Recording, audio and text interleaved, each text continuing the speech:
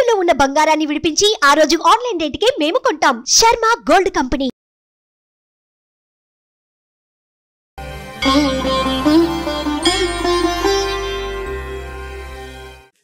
జై శ్రీకృష్ణ.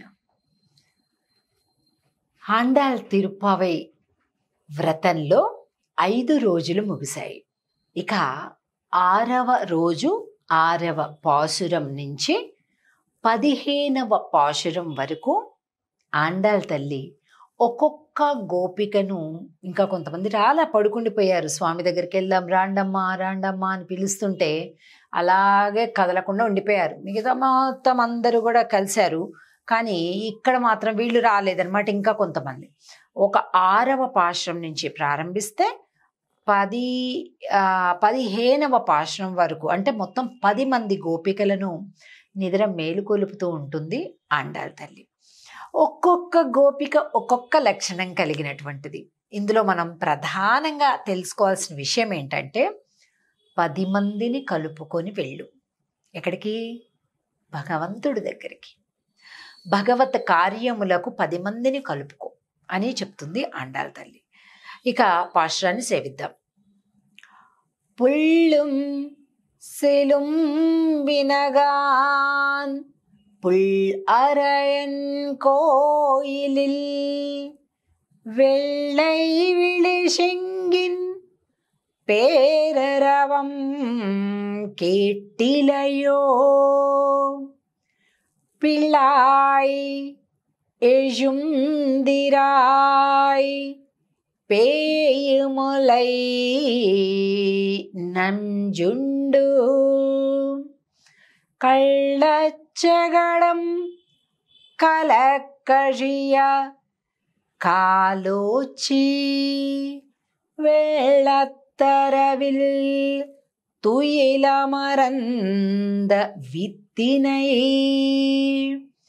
உள்ளத்து கொண்டு முனிவர்களும் யோகிகளும் மெல்ல எழுந்த அரியன்ற பேரரவம் உள்ளம் புகுந்து குளிர்ந்து ஏலோரெம்பாவாய்.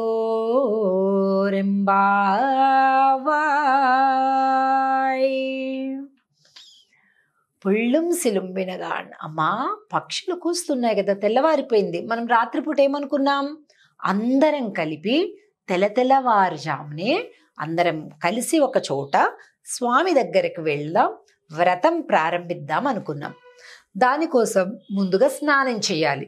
స్నానం చేయడానికి అందరం కలిపి వెళ్దాం. భగవత్ కళ్యాణ గుణములను తలుచుకుంటూ స్నానం. అందరు కలిస్తే ఏమవుతుంది? భగవత్ సంబంధమైన గుణములను పాడుకోవాలి. ఊరికే ఆ ముచ్చటి ఈ ముచ్చటి పనికిరాని ముచ్చట్లు కాదు, భగవంతుడి యొక్క గుణాలను మనం పంచుకోవాలి. అలా వెళ్దాము అని అనుకున్నాం కదా, మరి మేమంతా వచ్చేసాం, నీవు రాలేదు, లోపలే ఉండిపోయావు. వెళ్ళై విళిశింగిన్ పేరరవం కేట్టిలయో. సరే, పక్షులంటే ఏదో నువ్వు బాగా నిద్రలో ఉన్నావంటే నీకు వినిపించలేం. అక్కడ ఆలయంలో పెద్ద శంఖధ్వని వచ్చింది కదా. శంఖధ్వని అంటే ఏంటండి? ఓంకారం. అంత పెద్ద శంఖధ్వని కూడా నువ్వు వినలేదా? నీకు వినిపించలేదా? అదే నిద్రమ్మా, పిచ్చి పిల్ల అంటున్నారు.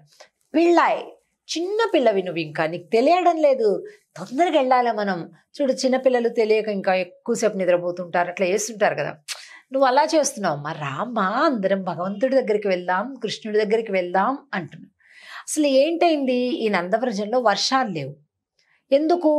ఈ పెద్దవాళ్ళు ఏం చేశారంటే, వీళ్ళందరి పిల్లలు పొద్దస్తుమాను కృష్ణుడు కృష్ణుడు కృష్ణుడు అని తిరుగుతూ ఉన్నారు, అసలు ఇంటి పట్టునే ఉండడం లేదు, మరీ ఎక్కువైపోయింది అని వాళ్ళొక రూల్ పెట్టారు.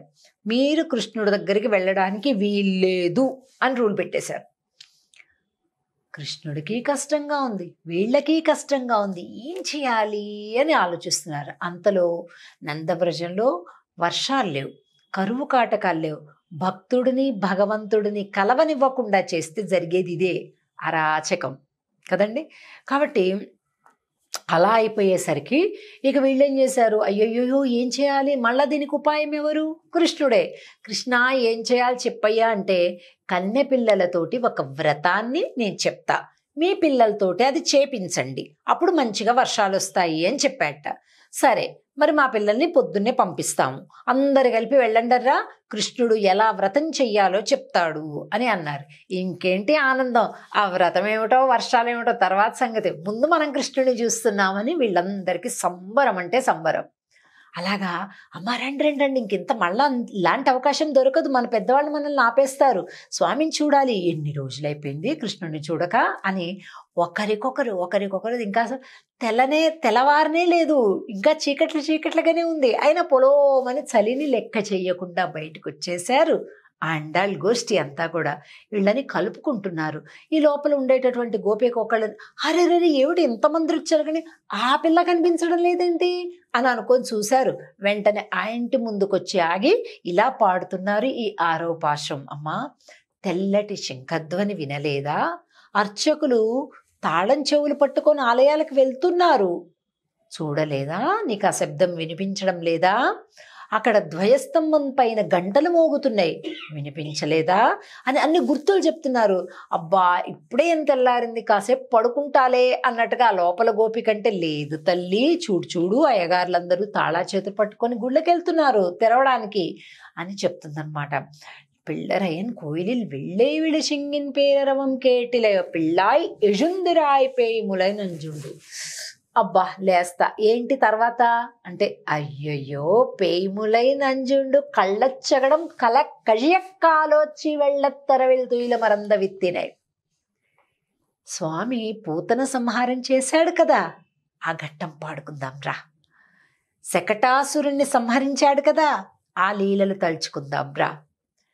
வெள்ளத்தரவில் துயில மறந்து வித்தனே உள்ளத்து கொண்டு முனிவர்களும் యోగిగళం మెళ్ళెజంద అరియండ్ర పేరరవం. మునులు యోగులు అందరూ కూడా ఎప్పుడు కూడా నిదానంగా శాంతంగా ఉంటారు. ఎందుకో చెప్పనా, నిరంతరం ఇక్కడ శ్రీహరిని దర్శిస్తూ ఉంటారు. పాలకడలి పైన పెద్ద శేషుడి పైన శ్రీహరి పవళించి ఉన్నాడే, అలా ఇక్కడ ఉంటాడు శ్రీహరి. ఒకసారి భావం చేయండి, ధ్యానం చేయండి, ఎంత బాగుంటుందో. అలా ఇక్కడ పెట్టుకుంటారు యోగులైనటువంటి వారు నిరంతరం. మనకా ఎప్పుడు చూసినా అంగో ఆ నగలు కనిపిస్తాయి, డబ్బులు కనిపిస్తాయి, అది కనిపిస్తుంటాయి, కానీ యోగులు ధ్యానులు ఉంటారు చూసారు, వాళ్ళకి ఎప్పుడు కూడా శ్రీహరి ఇక్కడ దర్శనం ఇస్తుంటాడు. ఒకసారి మీరు కూడా ధ్యానం చేయండి.